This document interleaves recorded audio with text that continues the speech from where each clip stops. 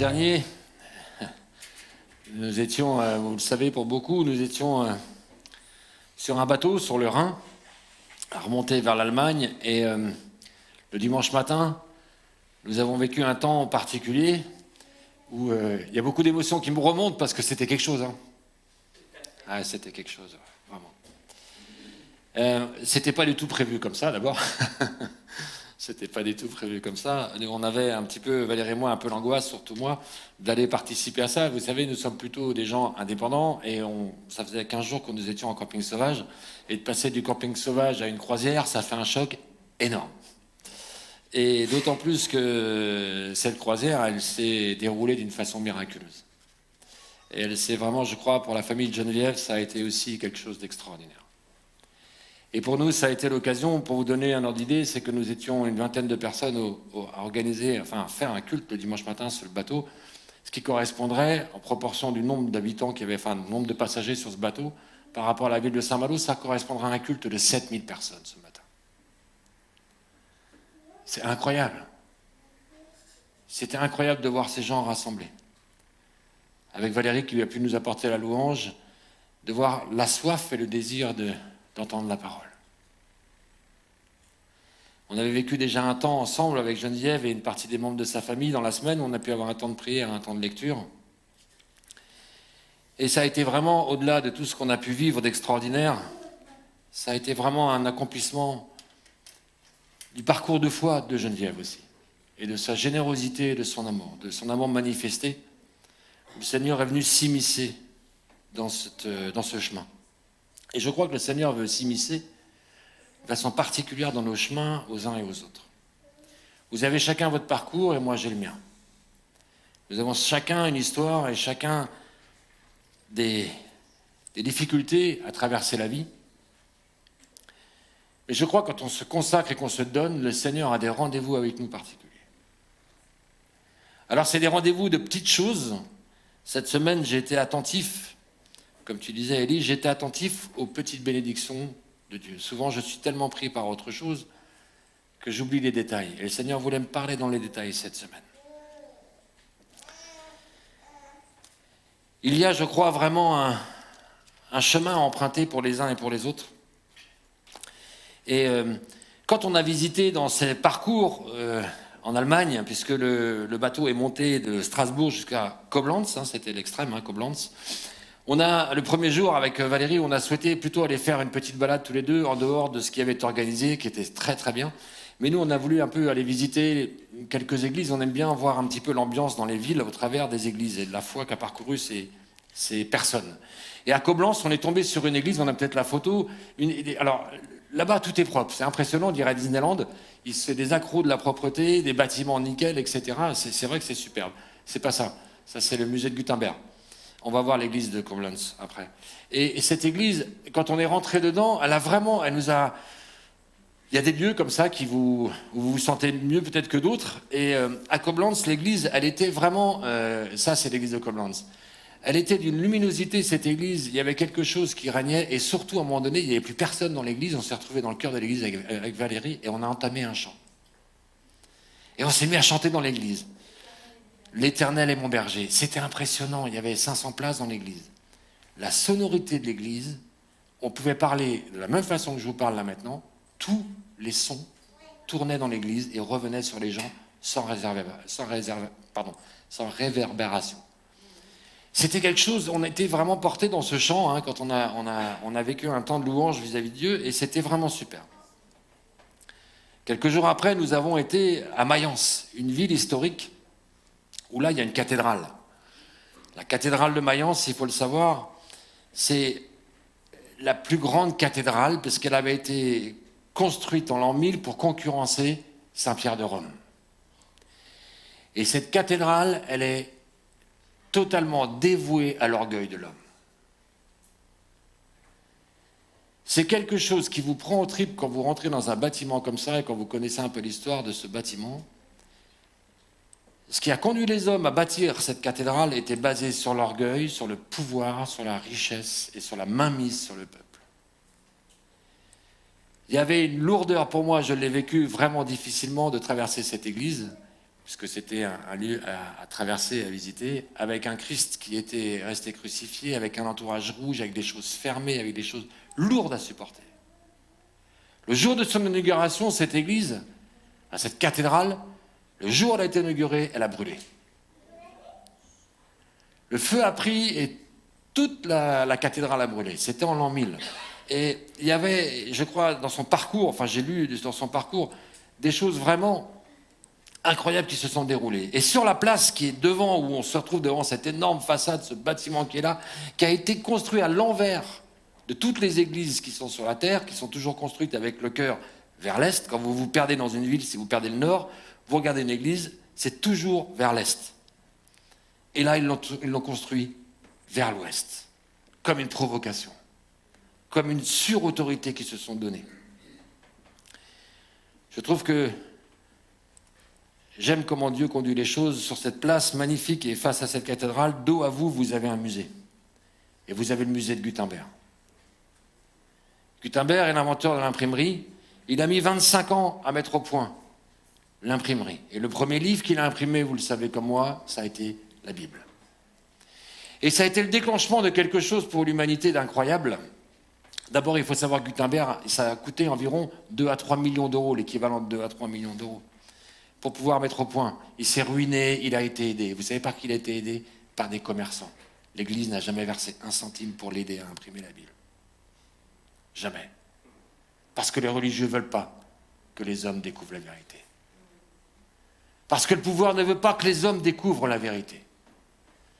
Parce que les hommes ne veulent pas qu'on puisse entendre parler de Christ. Et parce que Gutenberg a persévéré et qu'il a été financé par des hommes qui pensaient, gagner de l'argent sur ce projet-là, ils en ont perdu pas mal. Mais l'impression de la Bible, ça a été le début de l'ouverture vers la connaissance. Et 300 ans après, 200 ans après, Luther pouvait imprimer les revendications de ce qu'on a appelé les protestants. Parce que la parole de Dieu devenait accessible, parce que la Bible devenait accessible. Qu'est-ce que vous faites de ce livre? Vous savez que c'est le livre le plus édité, le plus distribué, et je vais vous dire une chose, je crois que c'est le livre le plus poussiéreux du monde.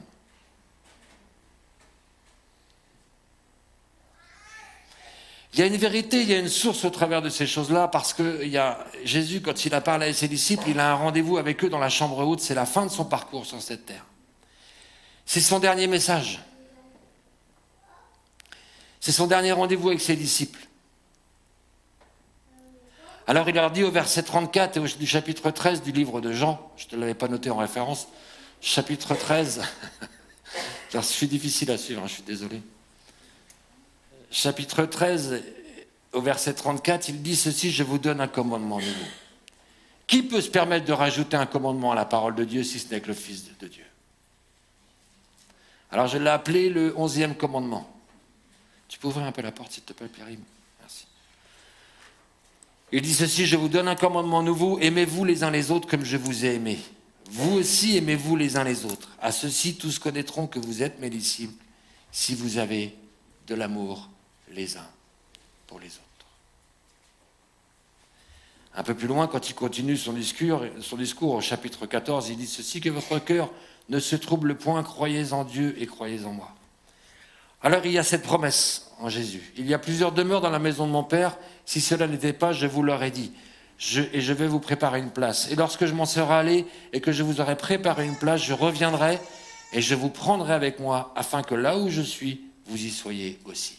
Notre avenir est tracé. Amen. Notre avenir est écrit. Alors il dit ceci, vous savez où je vais et vous en savez le chemin. Thomas lui dit, Seigneur, nous ne savons pas où tu vas. Comment pouvons-nous en savoir, sacré Thomas? Comment pouvons-nous en savoir le chemin? Alors Jésus dit ceci, je suis le chemin. Je suis la vérité. Et je suis la vie. Nul ne vient au Père que par moi. Beaucoup d'hommes ont voulu indiquer la direction à des peuples, à des nations, à des armées. Beaucoup d'hommes ont dit, il faut passer par ce chemin-là.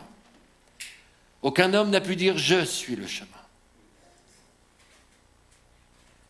Il y en a un, par contre, qui dit « Je suis une impasse ». Si Jésus est le chemin, son ennemi est donc une impasse. Celui qui s'oppose à Christ mène à une impasse de religiosité, à une impasse de mort, à une impasse de blocage. Pourquoi ? Parce que si Jésus peut dire « je suis la vérité », ça veut dire que celui qui s'oppose à lui dit « je suis le mensonge ». Je suis le mensonge. Et si Jésus peut dire « je suis la vie », ça veut dire que celui qui s'oppose à lui dit « je suis la mort ». C'est pour ça que quand le Saint-Esprit interpelle au travers de Moïse, dans le Deutéronome, chapitre 29, vous lirez, il nous est dit « choisis la vie ». Parce que tu peux choisir aussi, tu peux choisir la mort. Et dans ces deux églises, quand on les a traversées, dans la première, on a senti la vie. Et on a eu le désir de louer le Seigneur. Et on a eu le désir de lui dire qu'il était le bon berger. Qu'il était lumière du monde. Mais dans l'autre, cette puissance de mensonge. Cette puissance de mort. Cette puissance d'impasse nous empêchait de vivre quelque chose dans la présence de Dieu. C'était fort comme le bon pain ou comme le mauvais pain. La différence était aussi importante. Il y a un jeune homme qui a posé la question à Jésus dans le livre de Marc et qui lui demande comment on peut servir le Seigneur. Alors Jésus lui répond, dis-moi de la façon dont on peut le servir. Alors il dit, je pense que tu aimeras ton prochain comme toi-même. Alors Jésus lui dit, parce qu'il a répondu, de l'aimer de tout son cœur, son prochain, de toute sa pensée, de toute son âme et de toute sa force au niveau du Seigneur, et d'aimer son prochain comme soi-même. Il dit, mais d'aimer son prochain comme soi-même, au verset 33, c'est plus que tous les holocaustes et tous les sacrifices. C'est plus que tout ce qu'on peut pratiquer, tout ce qu'on peut bâtir, tout ce qu'on peut monter. Aimer, c'est plus fort que tout ce que l'on peut construire. Parce qu'il nous est dit, c'est plus que tous les holocaustes et tous les sacrifices. Alors Jésus, voyant qu'il avait répondu avec intelligence, lui dit, tu n'es pas loin du royaume de Dieu. Quand tu as compris que l'amour était au-dessus de tout,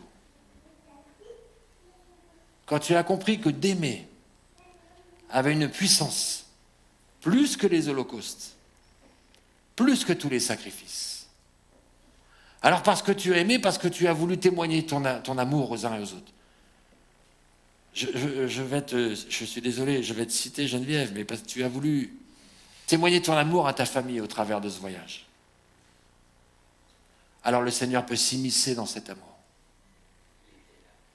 Quand on manifeste de l'amour, Dieu peut s'immiscer dedans, parce que dans l'amour, il y a de la vérité. Parce qu'il y a plus qu'un sacrifice et plus qu'un holocauste. Je crois, je vais vous choquer peut-être. Tant pis. Mais je crois qu'à désirer tellement les grandeurs spirituelles, à désirer tellement de grandes choses avec Dieu, on se stérilise sur les petites choses qu'on doit vivre. À vouloir vivre tellement des choses célestes, à vouloir vivre tellement des choses merveilleuses, on oublie les choses à pratiquer qui sont pieuses, dans lesquelles Dieu veut s'immiscer. Vous doutez de ce que je vous dis ? Quand Jésus a vu, il a témoigné des chemins de différentes personnes. Et à un moment donné, il aperçoit une femme qui, verset 41 de ce même chapitre, Jésus s'étant assis vis-à-vis du tronc, regarda comment la foule y mettait de l'argent. Plusieurs riches mettaient beaucoup. Alors on peut construire de belles choses avec des richesses. On peut faire de l'esbrouf avec des richesses. Alors il vint aussi une pauvre veuve et elle émit 2 petites pièces, faisant l'équivalent d'un quart de sou. Alors Jésus, ayant appelé ses disciples, leur dit, je vous le dis, en vérité, cette pauvre veuve a donné plus qu'aucun de ceux qui ont mis dans le tronc. Car tous ont mis de leur superflu, mais elle a mis de son nécessaire. Tout ce qu'elle possédait, tout ce qu'elle avait pour vivre. Quand tu avances par amour pour Dieu, que tu veux vivre l'amour vis-à-vis de ton prochain, alors Dieu peut s'immiscer dedans. Quand tu donnes le temps nécessaire, quand tu t'inscris sur une liste pour faire le ménage, parce que tu dis, voilà, je vais consacrer du temps. Parce que tu décides d'ouvrir ta table et d'inviter ton frère ou ta sœur qui est dans l'église, parce que tu sais qu'il est seul ou ce dimanche-là. Alors dans ce geste d'amour, Dieu peut s'immiscer. Et non seulement il peut s'immiscer, mais il peut accomplir de grandes choses quand les choses sont sur la base de l'amour. C'est vrai ou pas, Geneviève? Et que ce capitaine de bateau me tombe dans les bras en me disant « Avant-hier, j'ai prié pour que quelqu'un vienne me parler. » Vous y croyez ça? Et qu'il vous renvoie un SMS hier parce qu'on est en contact et qu'il me dit « Vous êtes comme des anges pour moi. » Vous voulez vivre du miraculeux? Avancez sur des choses pieuses. Donnez votre petite dîme, celle que Dieu regarde. On est en train de... Vous savez, il y a des années, il y a un homme de Dieu qui m'a dit les évangéliques ont la parole, les catholiques ont les œuvres. C'est quand même un truc de fou. On en est où? Mère Teresa disait que 80% de l'humanité souffrait de solitude. 80% de l'humanité souffrait de solitude. Ça voudrait dire que parmi nous, il y aurait 80% de gens qui souffriraient à des moments de solitude. Où je suis, moi, dans ces moments-là. Pour lui dire que je peux l'aider. Que je peux l'aimer.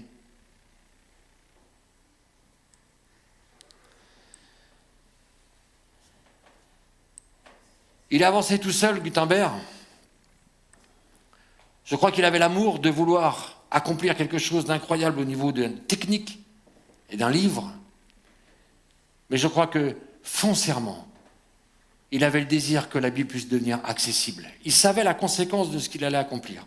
Il savait que ça allait pouvoir, au lieu de mettre 1 an ou 3 ans, je crois, pour écrire une Bible, 5 ans pour écrire une Bible, avec l'imprimerie, ça durerait 1 semaine, 15 jours. Non mais c'est incroyable. C'est vers la Bible qu'il a été pour la multiplier, pour qu'elle se répande. Alors elle s'est tellement répandue que donc, je vous disais, Luther a pu mettre la parole accessible à tous et inviter et à contester l'injustice qui était que les hommes avaient caché la vérité, avaient maintenu la vérité. Il y avait de l'obscurantisme qui s'était construit autour de l'idéologie d'une religion et qui fermait l'accès à Christ. Il y avait une telle violence dans ce combat, il y avait une telle violence qu'on en est arrivé en France, le 24 août 1572, à massacrer 30 000 protestants à Paris. Vous m'entendez? 30 000 hommes et femmes et enfants qui ont été massacrés. Vous savez ce que ça veut dire en proportion, si c'était aujourd'hui que ça se passait, par rapport à la population? C'est 400 000 personnes qu'on exterminerait en une journée. C'est quand le mensonge ne veut pas être découvert, c'est la folie qui gagne. C'est la folie qui gagne. Parce que je suis convaincu que Jésus est le chemin, qu'il est la vérité et la vie. Et dans les temps qui nous attendent, il y aura des temps d'obscurité. Nous sentons tous que le voile de l'obscurantisme est en train de redescendre. Nous sentons tous qu'il y a des extrêmes qui vont nous atteindre. Des extrêmes de peur. Des extrêmes d'angoisse. Des extrêmes de crainte. Est-ce que ça, c'est notre destinée? Non. Mais à un moment donné, il va falloir qu'on arrive à faire la différence entre ce qui est de la lumière et de ce qui est des ténèbres. Entre de ce qui est le chemin et de ce qui est l'impasse. Entre de ce qui est la vérité et de ce qui est le mensonge. Entre ce qui est la lumière et l'obscurité. Le chapitre Jean, qui est le livre, qu'on dit qu'il est le livre de l'amour. Il n'y a aucun texte dans l'Écriture, autant le mot amour est prononcé, autant il est expliqué, autant il est manifesté. Il commence en disant que Christ est la lumière du monde. Les hommes ont voulu le mettre sous le boisseau ont voulu manifester leur puissance et leur autorité religieuse avec des monuments énormissimes, où jamais l'Esprit de Dieu n'a résidé dans ces bâtiments. Parce qu'il voulait résider en chacun d'entre nous. Pourquoi ? Pour que nous puissions manifester que Jésus est bien le chemin, qu'il est bien la vérité. Amen. Amen. Et comment manifester ça en dehors de l'amour? Expliquez-moi comment vous manifestez votre foi en dehors de l'amour. En donnant des leçons? C'est ce que font les religieux. En jugeant les autres? C'est ce que font les religieux. En considérant qu'il y a des gens qui ne sont pas fréquentables pour vous? C'est ce qu'on a reproché à Jésus. En vous fermant aux autres? C'est ce que font les gens remplis d'orgueil. Merci Geneviève. Merci parce que vraiment, ça a été aussi pour nous. D'être libre, de sortir du jugement et de simplement d'aimer. Alors quel défi, hein?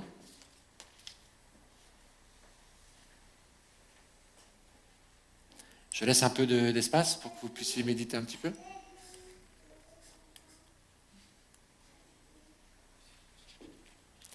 Vous savez qu'un commandement, ce n'est pas une option. Allô? Je suis désolé, hein? Un commandement, ce n'est pas une option. Quand un roi ou qu'un seigneur donnait un commandement, ce n'était pas une option. Et nous en faisons une option.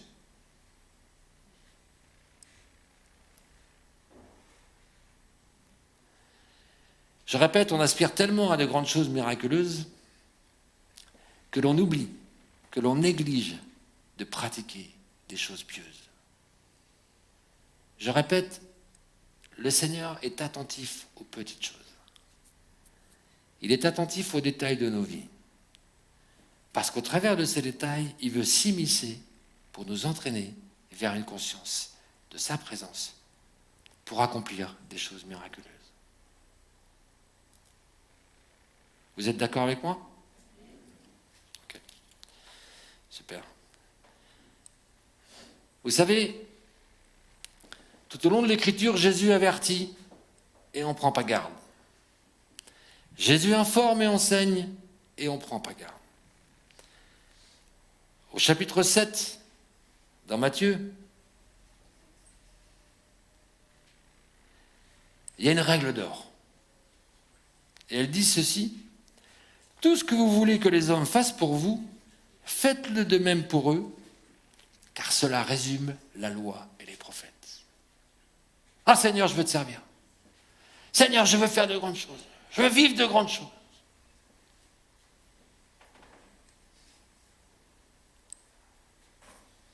Tout ce que vous voulez que les hommes fassent pour vous, faites-le de même pour eux, car c'est la loi et les prophètes. Au verset 21, il nous est dit: ceux qui me disent Seigneur, Seigneur, n'entreront pas tous dans le royaume des cieux.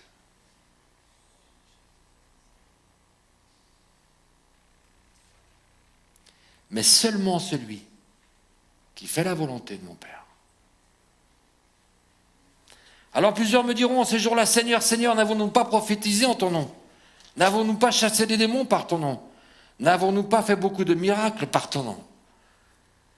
Alors je leur dirai ouvertement: je ne vous ai pas connus. Retirez-vous de moi, vous qui commettez l'iniquité. Vous qui accomplissez ces choses-là et qui vivez ces choses-là pour satisfaire votre ego et non pas honorer le nom de Dieu.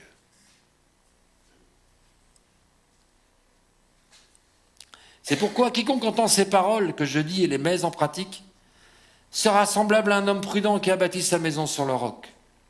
La pluie est tombée, les torrents sont venus, les difficultés sont arrivées. Les vents ont soufflé et se sont jetés contre cette maison, mais elle n'est point tombée parce qu'elle était fondée sur le sable. Merci. Il y a 3 qui sont attentifs, hein, à ce que je dis. Mais quiconque entend ces paroles que je dis ne les met pas en pratique, tous ceux qui entendent les paroles que Christ a prononcées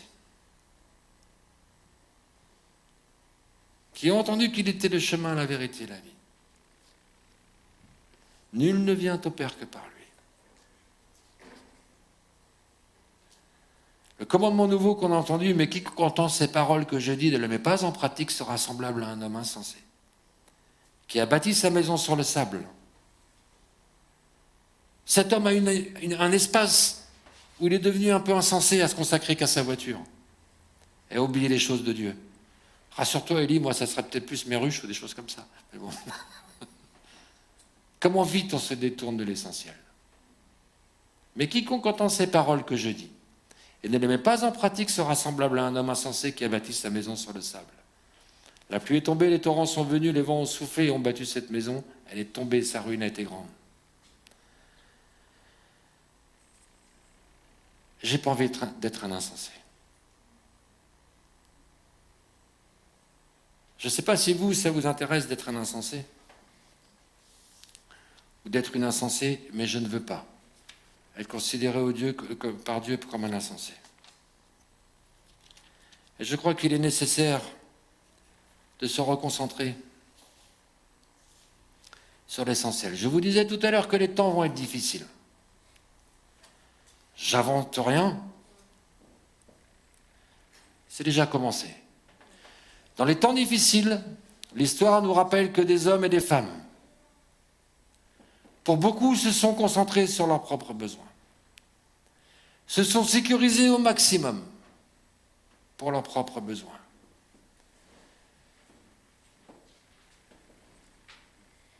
Au point même de pouvoir sacrifier les autres pour pouvoir être sauvés,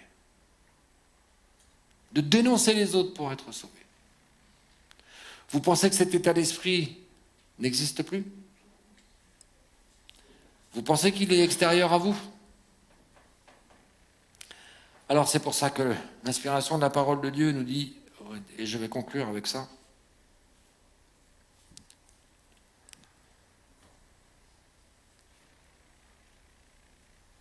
merci Valérie. Ce coup-ci c'est bon ça, toi. Merci Ali. Il nous est dit de rechercher l'amour. Chapitre 14 de 1 Corinthiens. Vous entendez ça? Rechercher l'amour. C'est donc que l'amour n'est pas quelque chose qui se trouve facilement.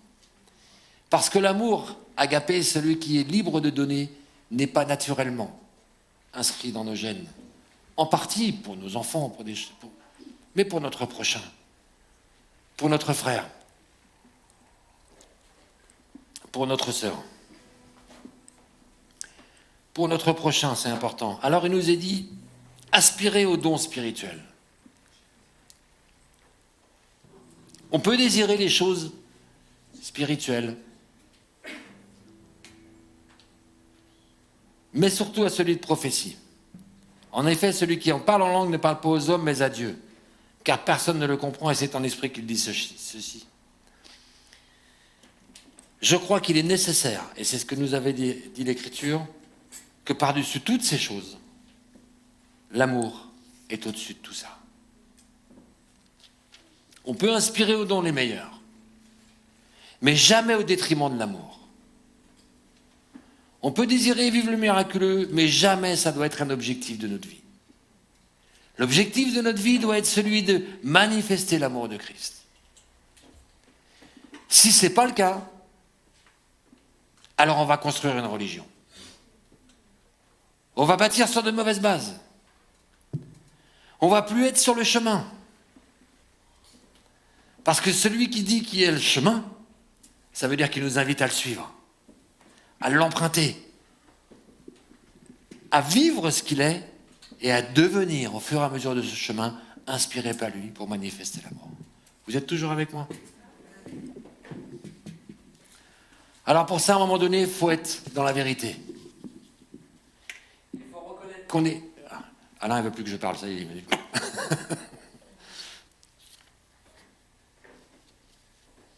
Ça veut dire la vérité aussi, reconnaître qui nous sommes et reconnaître nos limites. Il faut arrêter de se raconter des histoires. Je crois qu'il faut venir à genoux devant le Maître et lui dire pardonne-moi. j'ai voulu me servir. Je ne voulais pas payer le prix de l'amour. Je préférais payer le prix de la puissance. J'aurais bien voulu payer le prix de l'autorité. J'aurais bien voulu payer le prix pour une grande spiritualité. J'aurais bien payé pour devenir quelqu'un d'important et d'avoir un nom reconnu. J'aurais bien voulu qu'on me voie donner ma dîme et que les hommes et les femmes m'estiment. Est-ce que je suis prêt à donner de mon nécessaire? Est-ce que je suis prêt à dire le dimanche, je le consacre au Seigneur et à mes bien-aimés? Est-ce que je suis prêt à ouvrir ma maison? Est-ce que je suis prêt à ouvrir mon cœur à mes voisins? Est-ce que je suis prêt à suivre le chemin que Christ m'indique?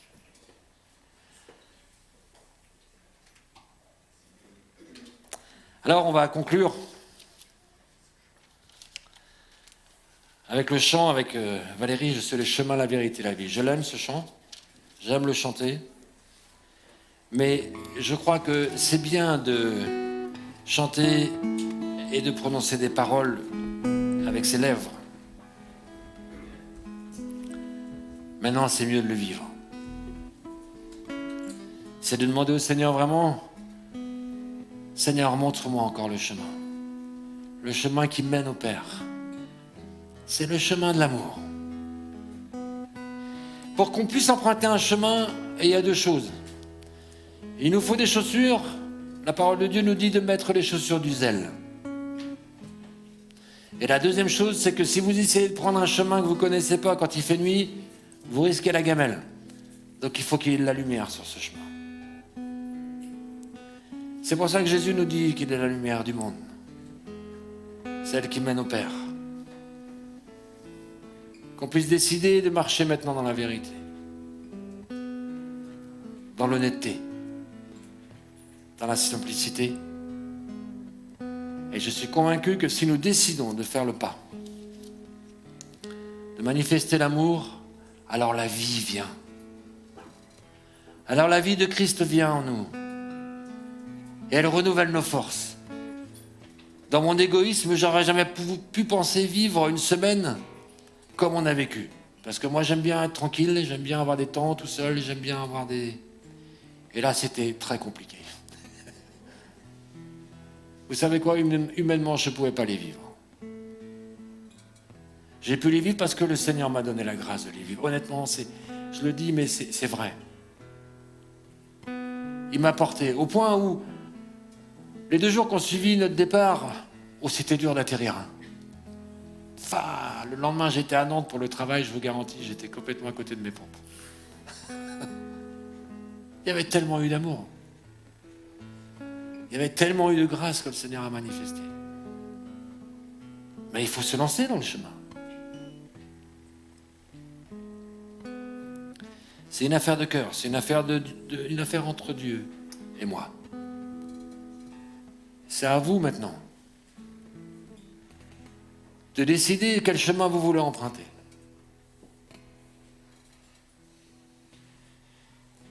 Vous décidez d'emprunter les chemins du service. Vous voulez décider d'emprunter les chemins de la consécration.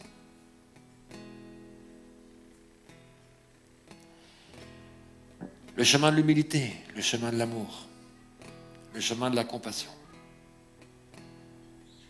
Alors vous pouvez commencer dès maintenant, en baissant la tête et en demandant au Seigneur, Seigneur, je veux faire un pas. Vous savez, on vise toujours les sommets.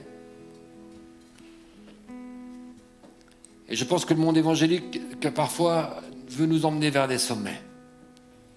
Mais il y a une chose qu'on oublie, c'est que pour arriver au sommet, il faut commencer à faire le premier pas. Il n'y a pas de sommet sans faire le premier pas.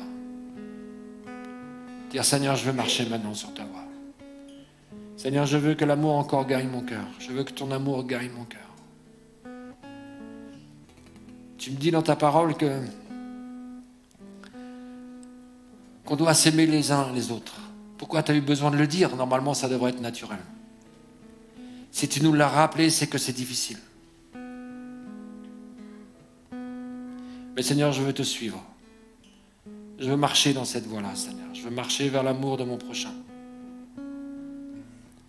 Et j'ai compris encore durant cette semaine que si on s'engage sur le sentier, si on fait les premiers pas, tu renouvelles nos forces. Et tu changes nos cœurs. Et tu changes notre vision sur l'amour. Alors Seigneur, je te prie de nous équiper maintenant. Pour ceux et celles qui ont décidé de faire ce pas, de dire Seigneur, maintenant, je veux aimer comme toi tu as aimé. Je veux être libre d'aimer. Je veux être libre de détourner mes petits intérêts pour l'intérêt des autres. Seigneur, je ne veux pas être de ceux qui auront dit Seigneur, Seigneur, mais qui n'entreront pas dans ta présence. Mon Dieu, pardonne-moi si j'ai tellement manqué d'amour, tellement manqué de compassion. Et je te rends grâce de m'avoir gardé vivant jusqu'à aujourd'hui pour renouveler mon engagement avec toi.